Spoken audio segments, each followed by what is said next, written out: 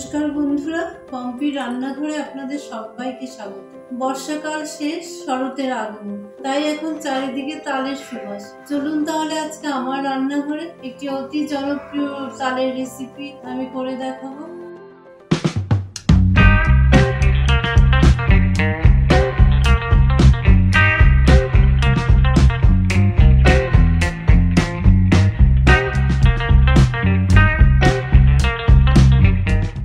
তালটাকে আমি প্রথম ছাড়িয়ে নিচ্ছি, চাকু দিয়ে একটু সাইডগুলি আলাদা করে নেব।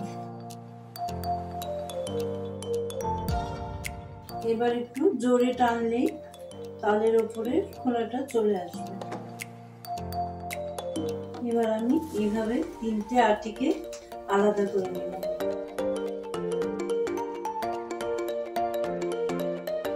এভাবে আমি তালের তিনটে আটিকে খোসা ছাড়িয়ে নিয়েছি।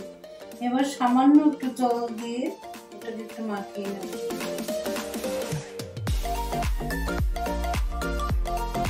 এবার আমি তালটাকে এমন ভাবে ঘষে ঘষে ওর রসটা বের করে দেব। তালটাকে ছাড়ানোর পর আমি এতটা কাঠ পেয়েছি। এবার এটাকে আমি ছাঁকনিতে ছেঁকে নেব, কারণ আঁশ একটু থেকে যেতে। এবার আমি তালের কাঠটাকে ছাঁকনিতে ছেঁকে নেব। এবার আমি 1/3 কাপ সুজি দিয়ে দিলাম। সুজিটাকে খুব ভালো করে মিশিয়ে দেব। সুজিটা দিয়ে আমি 20 মিনিট এটাকে রেখে দেব, তাতে সুজিটা একটু ফুলে উঠবে, বড়াটা একটু ক্রিস্পি হবে। তালের কাজের সাথে সুজিটা আমি মিশিয়ে দিয়েছিলাম, দিয়ে 10-15 মিনিট রেখে দিয়েছি। এবার তাতে 1/3 কাপ চিনি দিয়ে দেব, তাতে 1/3 কাপ ময়দা দিয়ে দেব। এবার মিশ্রণটাকে খুব ভালো করে মিশিয়ে ফেটিয়ে নেব। আমি ময়দা আর চিনি দিয়ে মিশ্রণটাকে খুব ভালো করে ফেটিয়ে নিয়েছি।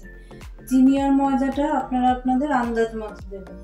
এবার এতে দিয়ে দেব 1/3 কাপ নারকেল কোড়া। আবারও আমি মিশ্রণটাকে খুব ভালো করে ফেটিয়ে নেব।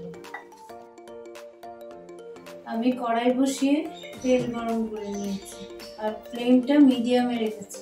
এবার একটা একটা করে তালের বড়া দিয়ে দেব।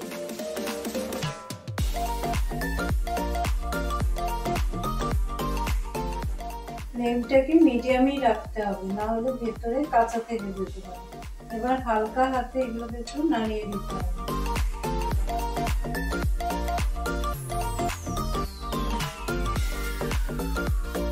আমার একটা ব্যাচ ভাজা হয়ে গেছে, এটা আমি এবার টিস্যু পেপারের মধ্যে তুলে নিচ্ছি। বাকিগুলোকেও আমি এইভাবেই ভেজে নেব।